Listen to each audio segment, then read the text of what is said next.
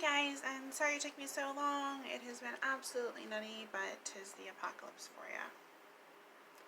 I hope that you guys are all doing well. I hope you're all safe and healthy and your families are hanging in there best they can. That was not very uplifting, but don't know what else to say. Okay, so last time we talked about relationships in a general form. Today we're going to talk a little bit about dating, and specifically the earlier forms of dating, because it's all over the place for a lot of people. You know, there are some people who love it, they think it's great, and they probably date way too much, way too many people for way too long. And then you've got people who loathe it, and it is probably the stuff of their nightmares and gives them severe anxiety. On the other side of serial daters, you've got serial monogamists. And those are going to be people who kind of just bounce from one serious relationship to the next. They don't take time to kind of date around, to explore their options. They just kind of go from relationship to relationship because that's what they're comfortable with.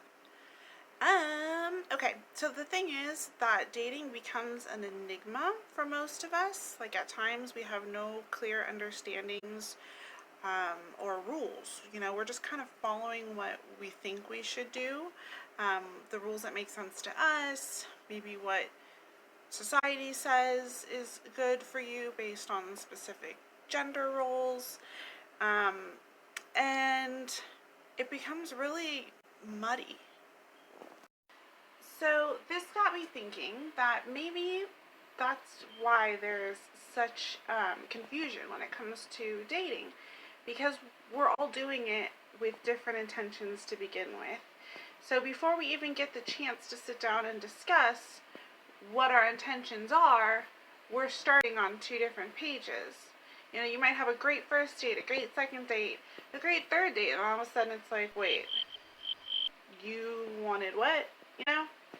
So that's one thing. Like, some people are going to date simply just to date and meet people. They like to get out, they like to meet people, they like to do their thing. Then there are some people who are dating just to meet that one specific someone. That sucks if that's you and you're dating the first person for like however long until you figure out that it's not going to work because you guys don't see eye to eye and you want two different things. Some people, gender specifically men, have cited a reason for their issues with dating other people, gender specifically women, as saying they are not upfront and honest with their intentions. So again, this is coming down to two people who very well may be compatible, who just aren't on the same wavelength to start out with. Women tend to date, especially as they get past like the early years of dating. So we're talking like your early 20s, mid-20s, all that fun jazz. They tend to date with the intentions of finding a life partner, because if they are looking to have children, that is something that they have in the back of their mind. They're looking for somebody to potentially have children with and spend the rest of their lives with and do the whole like lovey-dovey yada yada thing. Whereas men, and I'm talking very generally and loosely, guys, so don't chop my head off, tend to hold on to dating and dating around for a longer period of time, because they fear what society calls being trapped, basically. Like, oh no, you know, one person for the rest of my life. Oh. That was my dramatic voice. The thing that most men in traditional dating situations tend to forget or ignore or look past or not even think about is that if a female is wanting to have children, okay, we're faced with more pressures than you are by nature. Like, we have this like tick tick tick tick tick tick tick tick tick clock that begins like probably close to 30, and it's literally, it's insufferable, you know, like it's there reminding us consistently, you are running out of time, hurry your ass up. Every year that passes, like, oh my god, I'm older, oh my god, I'm older, oh my god, I'm older, and yet again I'm older, and it freaking sucks.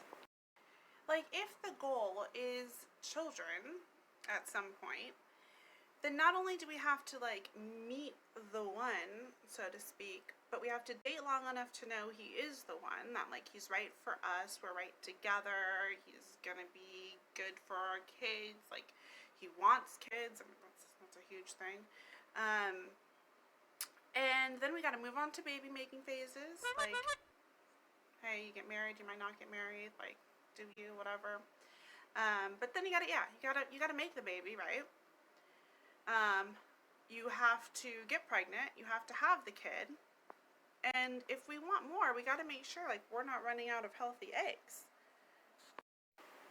And we have to do this all while continuing to manage our lives, our careers, you know, everything else that goes into just living, let alone all that kids and family and stuff. So, like, no, sorry guys, but we don't tend to mess around as much as you guys do, especially after a certain age, because we have different internal and external pressures than you will ever know. Like, it's just, you're not going to face it. You can't know, because you don't have that, you know. You can be shooting out babies till you're like 70, cool, awesome. We can't. Like, we get to this point where it's like, it's not going to happen.